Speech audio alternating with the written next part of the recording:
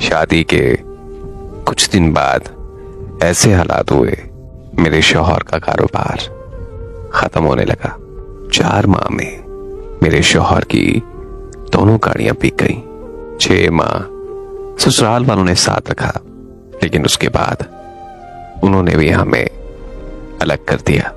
مجھے آج بھی وہ رات یاد ہے جب میں نے اپنے شوہر سے پوچھا، سنے ہمارے پاس تو 2000 بھی نہیں ہے، گھر کا ایڈوانس کیسے ہوگا؟ اور چلو مان لیتے ہیں اگر آپ سے ایڈوانس ہو بھی گیا تو ہر ماہ ہم گزارا کیسے کریں گے؟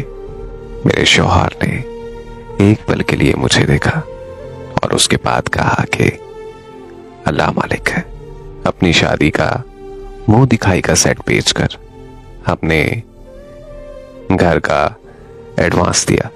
میرے سسرال والوں نے مجھ پر کافی باتیں کی، کافی طنز کیے اور کہا کہ دیکھو کوئی منہ دکھائی کا سیٹ بھی بیچتا ہے بھلا، یہ بھی کوئی بیچنے کی چیز ہوئی بھلا۔ مگر میں ان سب کی باتیں سنتی رہی اور بالکل خاموش رہی۔ الگ گھر میں آ کر صرف ایک ہی خیال تھا، روزانہ کی بنیاد پر کھانا کہاں سے آئے گا؟ 10 دن ایسے ہی رہے۔ میں پورا دن انتظار کرتی میرے شوہر آئیں گے رات کو کھانا لے کر، تب ہم کھانا کھائیں گے۔ مجھے آج بھی یاد ہے رات 2 بجے کا وقت تھا، میں جائے نماز پر بیٹھ کر صرف روئے جا رہی تھی۔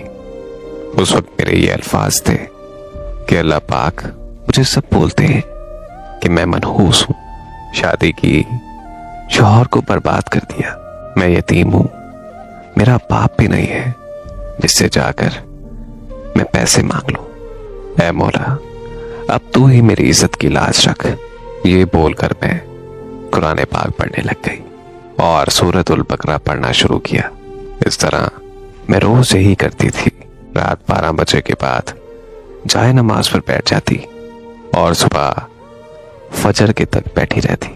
اللہ کا کرنا کچھ یوں ہوا کہ جس ٹائم پر میرے شوہر کے ساتھ جس نے غلط کیا تھا، پیسے کھا کر کاروبار میں نقصان کیا، اس کے بھائی کو جب پتہ چلا، اس نے میرے شوہر کو بلوا کر 2 لاکھ روپے دیے اور بولا میں وہ تمام پیسے تو نہیں دے سکتا، مگر تم یہ رکھو گھر میں خرچے کے لیے۔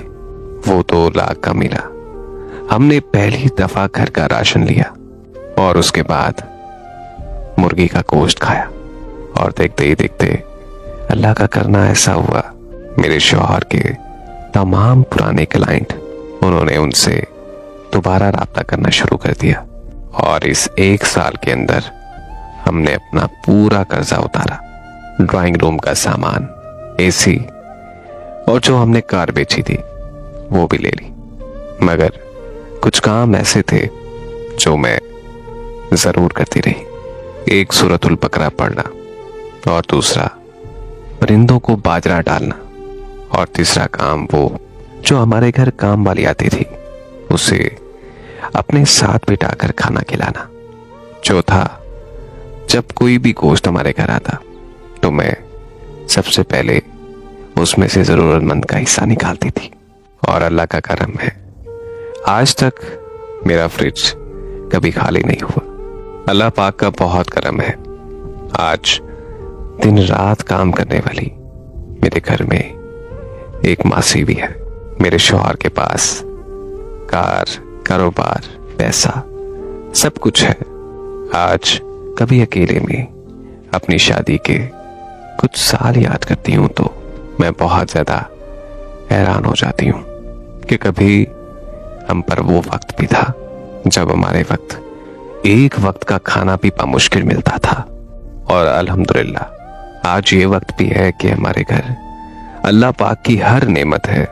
بے شک میرا اللہ انسان کو کبھی بھی اکیلا نہیں چھوڑتا، دنیا چھوڑ دیتی ہے لیکن وہ اوپر والا کبھی بھی نہیں چھوڑتا۔